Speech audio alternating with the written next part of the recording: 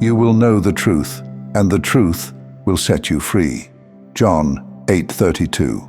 But what happens when the truth gets buried under decades of noise, tradition, and fear? What happens when the real file, the one about you, gets mislabeled, misplaced, nearly deleted? That's what you're hearing now. They forgot to delete this, but not by mistake, by divine interference. There is a record that survived, a soul file. It was written before time tried to rush you, before shame tried to quiet you, before systems tried to shrink you into categories too shallow for your depth. And chosen ones, that file is being opened again, right now. Hello and welcome, my dear friend. You didn't stumble onto these words by accident. This is God's will that bring you here, and this is a very important one. You've been living inside a story that was not yours, a story edited by the ones who couldn't see you clearly, a narrative written by fear, then dressed up as responsibility, realism, tradition. They didn't rip your truth apart, they slowly rewrote it, until you believed suffering was sacred, that exhaustion was maturity, that your value was in how much of yourself you could burn to warm others. They didn't scream the lie, they whispered it, so often and from so many mouths that it started sounding like your own voice. Always be useful, don't be lazy, hustle, don't fall behind. And the most dangerous one of all, everyone feels this way. Because if everyone feels caged, you'll stop asking if you were meant to be free. They told you truth is heavy, but real truth sets you free. And freedom moves different. It doesn't sprint, it walks. They told you life is a race, but God calls it a walk. Psalm 23 says, "He leads me beside still waters. He restores my soul."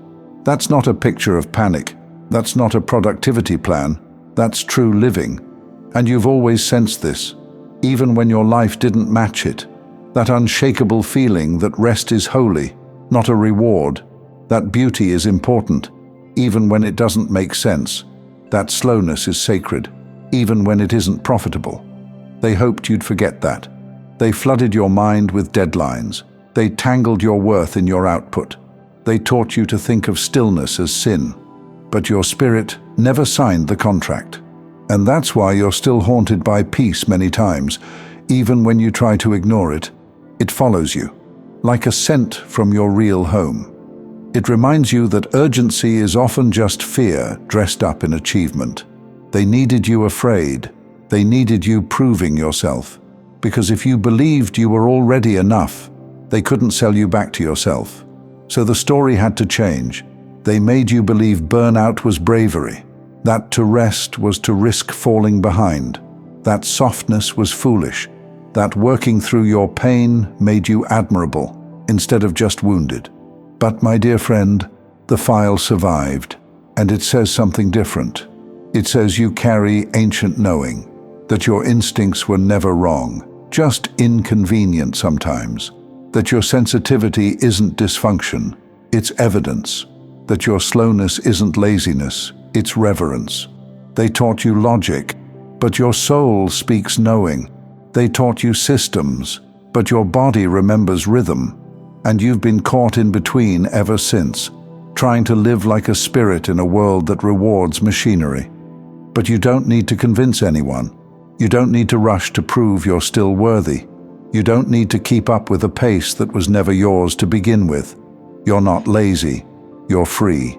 And now it's time to believe that, to let your pace breathe again, to stop comparing your sacred process to someone else's crisis, to let go of the story that says rest is irresponsible, joy is indulgent, softness is stupid, because they only say that to keep you disoriented enough to obey. If you knew the full truth of who you are, how could they control you? If you trusted your own soul's calendar, how could they guilt you into urgency? If you embraced the quiet power of being, not doing, how could they keep you dependent on external approval? Chosen ones, you were never meant to live like this. There's no deadline on your healing, no rush on your becoming, no clock watching your destiny, only presence, only truth. And you already know this. That's what makes you different. You don't need to be taught. God already printed it into your soul. You just need to remember, because spirit doesn't need proof. It feels and it moves. It leads you into timings the mind can't justify. And that's where your freedom lives, where joy stops needing permission. This is your confirmation. The file is still intact. They forgot to delete it, and God made sure you'd find it again. So the only question is, will you believe what your soul has always known? Because it's one thing to know, it's another to believe, and another entirely to embody. The truth that set you free didn't just arrive to whisper in your ear. It came to rearrange your movements, to untangle your breath from every silent agreement you made in the dark. This is where most people turn back, not because they don't want freedom, but because freedom feels unfamiliar after living in a cage that rewarded your captivity. When you stop apologizing for resting, you'll feel guilty. When you stop rushing to explain yourself, you'll feel exposed. When you begin honoring your rhythm, you'll hear the echoes of a world that never did. And that's how you'll know you're finally walking your truth. Because the old world won't applaud you for stepping out of it. It will resent you. It will call you selfish for choosing peace over pressure, irresponsible for leaving systems that fed on your shame, arrogant for trusting your inner pace more than their outer schedule. But you're not here to be understood by a culture that thrives on your self-doubt. You're here to live what heaven already recorded. That's why the guilt isn't a sign you're wrong. It's a symptom of unlearning, a withdrawal from the addiction of being useful. And unlearning takes courage, not the loud kind, the kind that sits with the discomfort of slowing down and doesn't run from it. The kind that lets go of people who only loved your compliance. The kind that says, I don't owe the world a performance. I owe my soul peace. Chosen ones, God didn't create you to meet expectations. You were born to carry revelation. And revelation walks slowly. It waits. It watches. It refuses to be rushed into rooms that aren't ready. This is why you felt off, why you never quite fit. You weren't late. You were calibrated to a different timeline, a sacred one. So now the question isn't, what should I do with my life? The question is, what am I still doing that betrays what I already know? What routine still honors fear more than faith? What relationship still depends on your self-erasure to survive? What internal voice still measures your worth by exhaustion?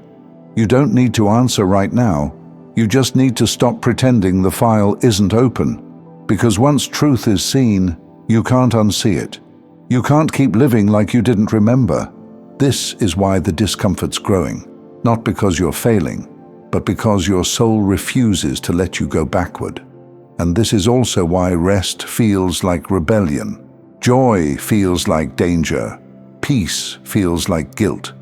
It's because the world trained you to distrust the very things heaven built you to crave. But that file in heaven, it never said, hustle harder. It never said, stay small so others feel safe. It never said, bury your gifts in case they intimidate the insecure.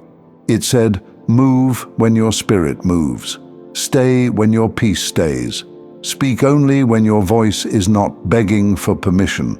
Because in a world that demands your productivity, stillness is a declaration of ownership.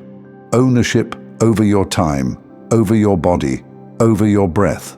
So if you've been wondering why things are falling away, why your old life no longer fits, why even your thoughts feel heavier when you ignore what you know, it's because the file is active now, and it won't let you return to forgetting.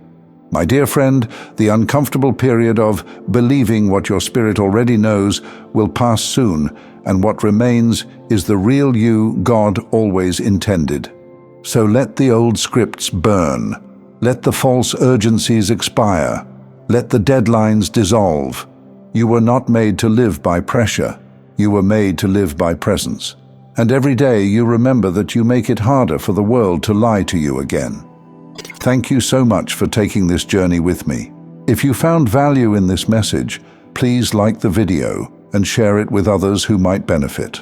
Don't forget to subscribe and continue your amazing journey by watching one of the videos showing on your screen that resonates with you the most. See you there.